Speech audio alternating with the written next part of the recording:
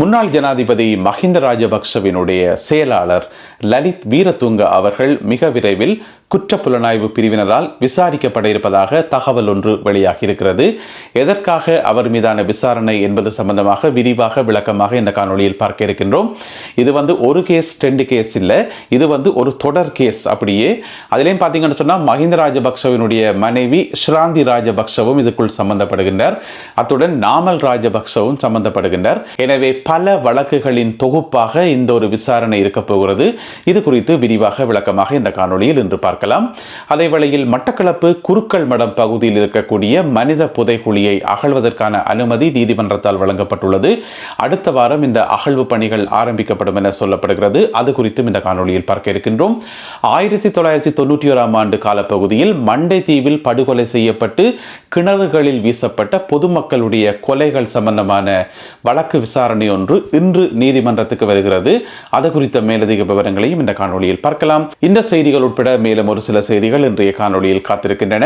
அத்துடன் இன்றைய கேலி சித்திர பகுதியில் முன்னாள் ஜனாதிபதி மைத்திரிபால சிறிசேனாவுடன் சம்பந்தப்பட்ட ஒரு கேலி சித்திரம் இருக்கிறது.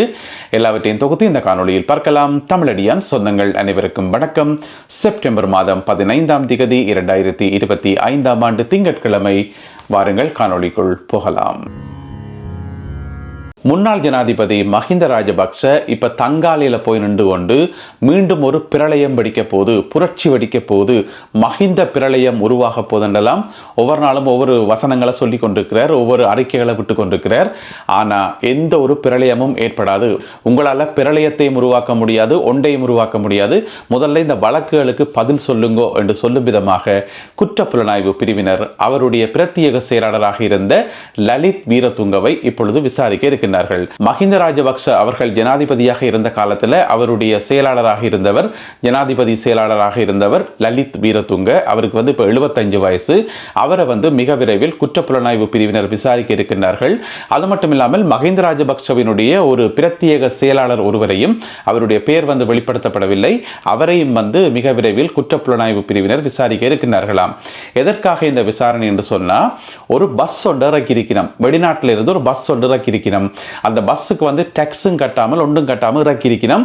விளையாட்டு அமைச்சுக்கு என்று சொல்லி, ஸ்போர்ட்ஸ் மினிஸ்ட்ரிக்கு என்று சொல்லி அந்த பஸ்ஸை இறக்கி போட்டு அது ஸ்போர்ட்ஸ் மினிஸ்ட்ரிக்கு கொடுக்கலையாம். அந்த பஸ்ஸை கொண்டு போய் என்ன செய்யணும், தங்காலைக்கு கொண்டு போயிருக்கணும். தங்காலைக்கு ஏன் கொண்டு போகணும்னு சொன்னா, இப்ப உங்களுக்கு தெரியும் மஹிந்த ராஜபக்ச இருக்கிற வீடு இருக்கு தானே, தங்காலையில் இருக்கிற வீடு, அந்த வீட்டின் பேர் கால்டன் ஹவுஸ் என்று சொல்றது. அந்த கால்டன் என்ற பேர்ல இன்னும் ஒரு அமைப்பு ஒன்று இருக்குது. அதுதான் கால்டன் முன்பள்ளி. அங்க ஒரு பள்ளிக்கூடம் ஒன்று இருக்கு, முன்பள்ளி சிறுவர் பாடசாலை உண்டு, கால்டன் ப்ரீ ஸ்கூல் என்று சொல்லி. அது யார் நடத்துறன்னு பார்த்தீங்கன்னு சொன்னா, மஹிந்த ராஜபக்சவனுடைய மனைவி ஸ்ராந்தி ராஜபக்சவால நடத்தப்படுற ஒரு முன்பள்ளி. சரி, அந்த முன்பள்ளிக்கு ஒரு பஸ் ஒன்று தேவைப்பட்டிருக்குது. அப்ப முன்பள்ளிக்கு பஸ் தேவைன்னா நீங்கள் உங்களுடைய சொந்த காசுல தானே வேண்டணும்.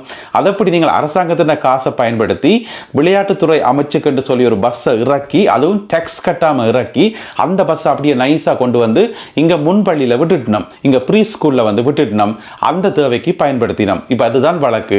இந்த வழக்கு இப்ப குற்றப்புலனாய்வு பிரிவினருடைய கவனத்துக்கு அவர்கள் அதை விசாரிக்க இருக்கின்றார்கள். இந்த பஸ்ஸை இறக்குமதி செய்யறதுக்கு அனுமதி கொடுத்ததார், ஏன் வரி கட்டையில, ஏன் அரசாங்கத்தின் காசை, பொதுமக்களுடைய காசை நாசமாக்கினீங்கள். இந்த பஸ் விளையாட்டுத்துறை அமைச்சுக்கு வந்த பஸ் எப்படி அந்த முன்பள்ளிக்கு போனது, இங்க இருந்து எப்படி அங்க போனது சொல்லி பல விதமான விசாரணைகளை குற்றப்புலனாய்வு பிரிவினர் நடத்த இருக்கின்றார்கள். எனவே மஹிந்த ராஜபக்சவினுடைய செயலாளர் லலித் வீரதுங்கவும் இன்னும் ஒரு பிரத்யேக செயலாளரும் மிக விரைவில் விசாரிக்கப்பட இருப்பதாக தகவல் ஒன்று வெளியாகி உள்ளது. இந்த வழக்கோடு சேர்த்து சிரிலிய வழக்கும் விசாரிக்கப்பட இருக்காம்.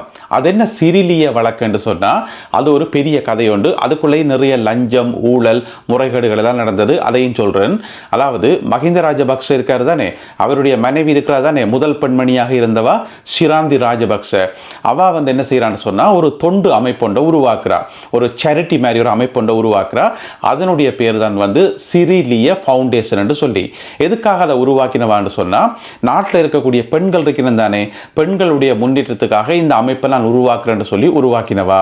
உங்களுக்கு தெரியும் மஹிந்த ராஜபக்சனுடைய மனைவி ஒரு அமைப்பை உருவாக்குறான்னு சொன்னா, அது பெண்கள் மேல உள்ள அக்கறையில பெண்களை முன்னேற்றணும் என்று சொல்லி யாராவது உருவாக்குவினுமா? அது நம்பக்கூடிய கதையா? இல்ல தானே. அதுலயும் பாத்தீங்கன்னு சொன்னா, இந்த சுயதொழில ஈடுபடுற பெண்கள் இருக்கிறது தானே, என்டர்பிரனர் என்று சொல்லுவோம். அந்த மாதிரியான பெண்களுக்கு இன்னும் அதிக லாபத்தை கொடுப்பதற்கும் அவர்களுடைய வாழ்க்கையை உயர்த்துவதற்காகவும் இந்த ஒரு அமைப்பை வந்து உருவாக்குறோம், இந்த ஒரு தொண்டு அமைப்பை உருவாக்குறோம் என்று சொல்லி அதனை உருவாக்கி இருந்தவா மஹிந்த ராஜபக்சவினுடைய மனைவி ஷிராந்தி ராஜபக்ச. அப்ப உருவாக்கி அந்த அமைப்பு வந்து ரன் ஆகி கொண்டிருக்கும் போது கொஞ்ச நாள் கழிச்சு பார்த்தா இப்போ அந்த ஃபவுண்டேஷன் என்று சொன்னா அதுக்கு ஒரு வங்கி கணக்கு ஒன்று இருக்குன்னு தானே, அந்த வங்கி கணக்கில் பார்த்தா கோடிக்கணக்கான காசு வந்து புரளுதாம், அங்கேயும் இங்கேயும் போகுதாம், எங்க போகுது, ஏன் போகுது, யார் எடுக்கணும், என்ன ஏதென்றே தெரியாதாம். ஏராளமான சட்டவிரோதமான காசு வந்து அந்த ஒரு வங்கி கணக்கில் வந்து புரளுதாம். இங்காலி பக்கம் பார்த்தீங்கன்னு சொன்னா யோசித ராஜபக்ச ஒரு பக்கம் காசுகளை சுருட்டி தன்னுடைய பாட்டி அதை வந்து ரோசி பாட்டியினுடைய அக்கவுண்ட்ல போட்டு அவாவையும் தேவையில்லாமல் அங்கேயும் இங்கேயும் அலக்கழிச்சு கொண்டு அது ஒரு பக்கம் போய் கொண்டு இருக்குது. இங்காலி பக்கம் பார்த்தீங்கன்னு சொன்னா சிரிலிய ஃபவுண்டேஷன் என்று சொல்லி ஒன்று அமைப்பை உருவாக்கி அதுல வந்து நிறைய கோடிக்கணக்கான காசை வந்து அங்கேயும் இங்கேயும் மாத்தி இருக்கணும். அதை விசாரிச்சு பார்த்தா எல்லாமே வந்து சந்தேகத்துக்குரிய சட்டவிரோதமான காசாம் அதுல புழங்கினது. எனவே அது சம்பந்தமாக ஷிராந்தி ராஜபக்ச மேல ஏற்கனவே ஒரு வழக்கு ஒன்று இருக்குது. அது மட்டும் இல்லாமல் இன்னும் ஒரு மிக முக்கியமான சம்பவம் என்னன்னு சொன்னா இந்த சிரிலிய அமைப்பு இருக்கு தானே, இந்த அமைப்புக்கு சொந்தமான ஒரு வாகனம், அந்த வாகனம் வந்து ஒரு டிஃபெண்டர் வகை வாகனம் உண்டு. அந்த வாகனம் முக்கியமான ஒரு கேஸோட சம்பந்தப்பட்ட வாகனம். அதென்ன முக்கியமான கேஸ் என்று சொன்னா 2012ஆம் ஆண்டு பிரபலமான ரக்பி வீரர் வசீம் தாஜுதீன் கொலை வழக்கு. அதோட இந்த டிஃபெண்டர் வாகனம் சம்பந்தப்பட்டது உங்க எல்லாருக்கும் தெரியும், அந்த கதை கேள்விப்பட்டிருப்பீங்கள். பிறகு விசாரணைகளில் தெரிய வந்தது என்னன்னு சொன்னா அது வந்து விபத்து இல்லை, அது ஒரு படுகொலை என்று சொல்லி, அதாவது வசீம் தாஜுதீன் அவர்கள் கொல்லப்படுவதற்கு முதல் அவர் கடத்தப்பட்டு அவர் சித்திரவதை செய்யப்பட்டார் என்று சொல்லி அதற்குரிய சகல ஆதாரங்களும் இருக்கு என்று சொல்லி ஏற்கனவே விசாரணைகளில் கண்டுபிடிக்கப்பட்டது. பிறகு பார்த்தீங்கன்னு சொன்னா அந்த ஃபைல் வந்து இழுத்து மூடப்பட்டு அந்த குற்றவாளிகள் எல்லாரும் தொடர்ந்து காப்பாற்றப்பட்டு இருந்த எல்லா ஆவணங்கள் எல்லாம் அழிக்கப்பட்டு முடிஞ்ச வரைக்கும் அதை மூடி மறைக்கிறதுக்கு முயற்சி செய்யப்பட்டது. இந்த வழக்கோட மிக நெருக்கமான சம்பந்தம் உள்ளவர் நாமல் ராஜபக்ச. இப்ப பாத்தீங்கன்னு சொன்னா வெள்ளையும் சொல்லையுமா திரிகிறார். 2029ஆம் ஆண்டுல ஜனாதிபதியா வரப்போறோம் என்று வர சொல்லிக் கொண்டிருக்கிறார். ஆனா இந்த வசீம் தாஜுதீன் கொலை வழக்கு வந்து முறையாக விசாரிக்கப்படுமாக இருந்தால் நாமல் ராஜபக்சவினுடைய அத்தனை கனவுகளும் வந்து பகல் கனவுகளாக போகும் என்பதில் எந்த விதமான சந்தேகமும் இல்லை. எனவே அந்த வழக்கு வந்து ஒரு பக்கம் போய்கொண்டிருக்குது. யோசிச்சு பாருங்க, ஒரு சேரிட்டி அமைப்பு, ஒரு தொண்டு அமைப்பு உண்டு, அது வந்து பெண்களினுடைய முன்னேற்றத்துக்காக ஆரம்பிக்கப்பட்ட ஒரு அமைப்பு, அதற்கென்று வாங்கப்பட்ட ஒரு டிஃபெண்டர் வாகனம் உண்டு, எப்படி ஒரு ரக்பி வீரருடைய கொலையுடன் சம்பந்தப்படும்? அதுக்கும் இதுக்கும் என்ன சம்பந்தம் என்று பார்த்தா அதுதான் கடந்த கால ஆட்சிகளினுடைய லட்சணம், மஹிந்த ராஜபக்ச குடும்பத்தினுடைய லட்சணம். எனவே மஹிந்த ராஜபக்ச தங்காலில போய் நின்று பிரளயம் பெறப்போது, பூகம்பம் பெறப்போது என்று அறிக்கை விட இங்கால பார்த்தீங்கன்னு சொன்னா குற்றப்புலனாய்வு பிரிவு நாங்கள் காட்டுறோம், பூகம்பம் பிரளயம் எல்லாத்தையும் நாங்கள் காட்டுறோம் என்று சொல்லி இப்ப எல்லா விசாரணைகளையும் வந்து ஆரம்பித்திருக்கிறார்கள். இப்ப பாத்தீங்கன்னு சொன்னா அந்த பஸ் இறக்குமதி செய்த விசாரணை, பிறகு அதுக்கே டேக்ஸ் கட்டியல் என்று சொல்லி அடுத்த விசாரணை, பிறகு விளையாட்டுத்துறை அமைச்சுக்கு வந்த அந்த பஸ் வந்து எப்படி ஒரு தனியார் முன்பள்ளிக்கு எப்படி அன்பளிப்பாக கொடுக்கப்பட்டது என்று சொல்லி அடுத்த விசாரணை, அதுக்கு பிறகு இந்த சிரிலிய விசாரணை என்று சொல்லி இப்படியே தொடர் சங்கிலிகளாக விசாரணைகள் மஹிந்த ராஜபக்ச குடும்பத்தினருக்கு எதிராக தொடர்ச்சியாக மேற்கொள்ளப்பட இருப்பதாக தகவல்கள் வெளியாகி இருக்கின்றன. எனவே அடுத்து வரும் நாட்களும் அடுத்து வரும் வாரங்களும் மிகுந்த பரபரப்பாக இருக்கும் என்று சொல்லி நாங்கள் எதிர்பார்க்கலாம்.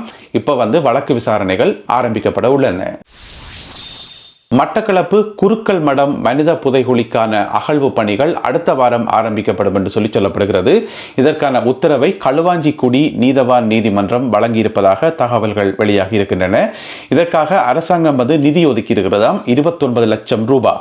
29 லட்சம் ரூபாய் அரசாங்க நிதியுடன் இந்த அகழ்வு பணிகள் அடுத்த வாரம் ஆரம்பிக்கப்படும் என்று சொல்லப்படுகிறது.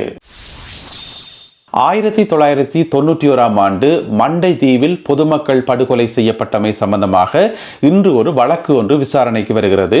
இன்று ஊர்காவல்துறை நீதிமன்றத்தில் இந்த வழக்கு விசாரணைக்கு எடுத்துக்கொள்ளப்பட இருக்கிறது. இந்த வழக்கை போட்டவர்களுடைய கோரிக்கை என்னென்று சொன்னா 1991ஆம் ஆண்டு மண்டை தீவு பகுதிக்கு ராணுவம் முன்னேறி வரைக்குள்ள ராணுவமும் அவர்களோட சேர்ந்து இயங்கிய ஒரு தமிழ் துணை ஆயுத குழுவும் 2 பேரும் சேர்ந்து என்ன செய்யணும் சொன்னா பொதுமக்களை வந்து படுகொலை செய்து போட்டு அங்க இருக்கக்கூடிய ஒரு தேவாலயத்தினுடைய கிணத்துக்குள்ளே போட்டு சில உடல்களை, அதே நேரம் இன்னும் 2 கிணத்துக்குள்ள வந்து உடல்களை வீசி எறிஞ்சிருக்கிறார்கள். எனவே கண்கண்ட சாட்சிகள் இப்பவும் இருக்கிறோம், ஏதாவது நேர கண்ணால கண்டாக்கள்.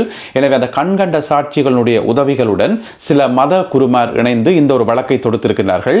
எனவே அந்த 3 கிணறுகளும் சம்பந்தப்பட்ட 3 கிணறுகளும் வந்து தோண்டி பார்க்கப்பட்டு அதுக்கு இருக்கக்கூடிய அந்த எலும்பு கூடுகள் வந்து அகழ்ந்தெடுக்கப்பட்டு ஆய்வு செய்யப்படணும் என்று சொல்லி இந்த வழக்கு போடப்பட்டிருக்கிறது. இன்று ஊர்காவல்துறை நீதிமன்றம் நீதிமன்றத்தில் இந்த வழக்கு விசாரிக்கப்பட இருக்கிறது. எனவே இன்று மாலை அளவில் இதனுடைய முடிவுகள் தெரிய வரும். ஊர்காவல்துறை நீதிமன்றம் என்ன விதமான முடிவை எடுத்திருக்கிறது என்பது சம்பந்தமாக.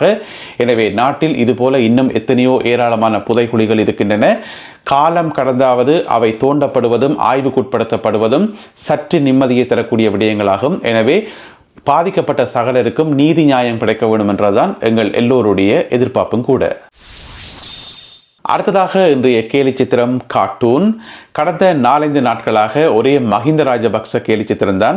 மஹிந்த ராஜபக்ச மூட்டை முடிச்சுகளோட போறதும், கமக்கட்டுக்கு பாய வச்சு கொண்டு போறதும், ஓடி போறதும், ஒளிச்சிருக்கிறதும் என்று சொல்லி ஒரே அவருடைய கேலி சித்திரங்கள் தான்.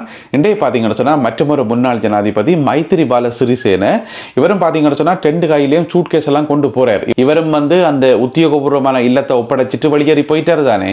எனவே இவர் எங்க போறாருன்னு சொன்னா புலனறுவைக்கு போறார். ஒரு வசனம் சொல்லி கொண்டு போறாரு. என்னன்னு சொன்னா, ஆரம்பித்த இடத்துக்கே நானும் வந்து விட்டேன் என்று சொல்லி. ஏனென்று சொன்னா இப்ப எல்லாருமே ஆரம்பிச்ச இடத்துக்கு தான் போய்கொண்டிருக்கணும். எனவே ஆரம்பிச்ச இடத்துக்கே நானும் வந்துட்டேன் என்று சொல்லி இப்ப புலனறுவைக்கு போறார் முன்னாள் ஜனாதிபதி மைத்திரிபால சிறிசேன மூட்டை முடிச்சுக்களுடன். எனவே இந்த ஒரு கேலி சித்திரம் மற்றும் இன்றைய காணொலியில் பகிர்ந்து கொள்ளப்பட்ட செய்திகள் தொடர்பான உங்களுடைய கருத்துக்களை மறக்காமல் கீழே எழுதுங்கள். மீண்டும் ஒரு காணொலியில் உங்களை சந்திக்கின்றேன். அதுவரை நன்றி, வணக்கம்.